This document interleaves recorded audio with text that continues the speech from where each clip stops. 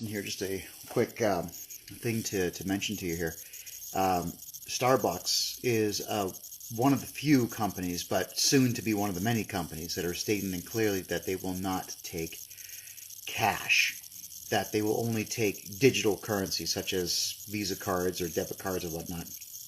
Well, the peaceful way to protest this, you don't have to yell at them, you don't have to scream, you don't have to tell them how disgusted you are, and so on, because Starbucks employs millennials, and millennials, well, everything hurts their feelings, okay? If the wind changes direction in 2 countries over, it hurts their feelings, so they're going to call the police on you. However, if Starbucks really wants to go the route of not accepting cash, then go inside of one of them in a group of, say, 5, 10, 15 people and order everything on the menu. Order 5, 6 coffees each. Order whatever they've got, those muffins that are 15 or 20 bucks a piece. Grab those, tell them to nuke them, put butter on it, and then say, here, I'm going to pay cash. And they will say, oh, well, we don't take cash. And you're going to say, oh, okay, well, bye. And I've done this before whenever restaurants or fast food places, whatever else, would charge me 25 cents for the Interac fee. Yeah, literally, there'd be 11, 12, 13 bucks worth of fast food, whatever it might be, and then I had to pay a 25-cent fee on top of that. And I told them, I'm not paying your business expenses. The agreed price is what's on the board. That's the agreed price. You're not going to add a quarter to it and have me pay your expenses. There's a cost to doing business. You don't like it, get out of business. So I just say, keep the food. I'm out, because I didn't take possession of it yet. I also organized a massive protest like this. This is about maybe 12, 13 years ago when Canadian Tire, they sell mediocre stuff, whatever. They've got tires, they've got tools, and they've got junk all over the place for sale at high prices. Well, they wouldn't take $100 bills for a while. So the protest was, and we actually wrote letters to them stating that we were going to do this, that we'd go shopping and fill 15, 20, 30 shopping carts between us, and have the girls beep, beep, beep, run everything, and then go to pay with $100 bills. And they wouldn't take it. So we'd say, okay, bye, and walk out the door. So that would interfere with that store's capacity to make money. They couldn't do it because they were scanning a couple thousand items that we had done. Now, this is what you call a peaceful protest. They might trespass you at that point, and you guys know what my stance is on being trespassed. As soon as someone who works there trespasses you, don't fight. Don't argue. Just leave. You've made your point. So a business that's not going to take cash or $100 bills, whatever they say they're not going to take, don't patronize them. Simply protest, cost them time and money if you need to. File lawsuits against them if you need to. I will be speaking to our good boy there, Stefanos Karatopoulos, who's our legal guy. We'll find out if there is actually a tort lawsuit you can file. If there is, then I'll tell you what it is that I think I would file. I can't give you legal advice because I'm not a lawyer, but I can simply tell you what I would file. So there's nothing wrong with protesting.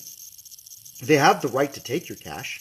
If you order 100 coffees and you offer cash and they say they're not going to take it, well, maybe they'll reconsider. If you say, well, it's cash or nothing, cash or nothing. And this is maybe you guys remember one of the shows I had talked about where I will take any particular form of currency that's legal tender or that's tradable.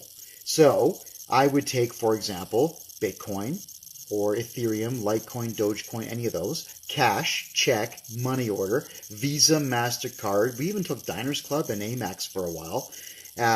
Canadian Tire money. Yeah, the retail store has their own money.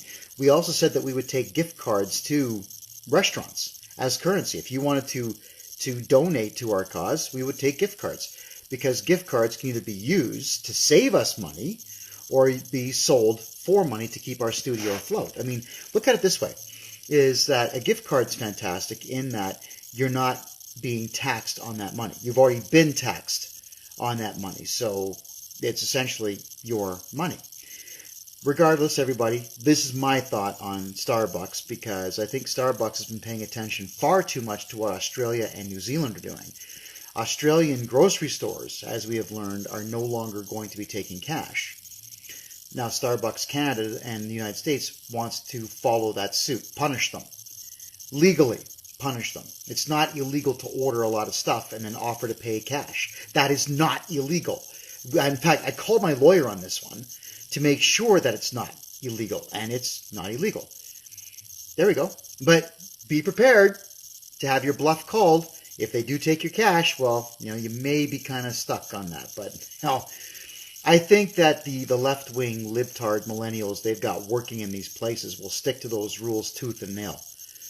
That's it. That's my thoughts. I'm not going to waste my time going in there, but I am answering the questions here is what do we do about Starbucks? Well, I think the number one answer is don't go.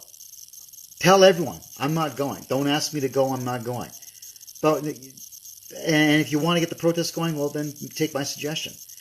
But I can promise you this, Starbucks is never again going to get a penny of my money. Not at all. I won't even enter one of them.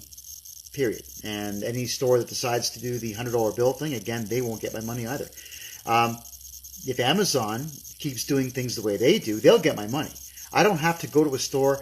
I don't have to argue with staff members. I don't have to be told what to do or where to walk. It is incredible, especially in Canada. It is incredible how many rules store owners want you to follow. That's not business. You're supposed to be in business to make money, not tell people what to do. I couldn't care less about a title on a business card. If I own a company, I want that thing to make as much money as possible. So really, in the customer service game, your job is to kiss everyone's ass in exactly the right way to get them to spend the highest amount of money possible. So, good morning, sir. Good morning, madam. Is there anything I can help you with? Do you need help finding something? Now, if some family comes in, like here's a good customer service tip. If a family comes in and they drop $1,000 on stuff in your store and they had a couple of kids with them, throw the kids a can of Coke or something, man. Here you go, guys. Yeah. What does a can of Coke cost you, right? 50 cents? These are things that you can do to make sure your customers are happy. But in Canada, all we do is tell people what to do, what to wear, how to do it, how to walk. Don't raise your voice to us. Sorry, guys, but in business, if somebody wants to give me $5,000 to scream at me and insult me and my mother for an hour, I'm taking his money and I'll sit there and listen to everything he's got to say.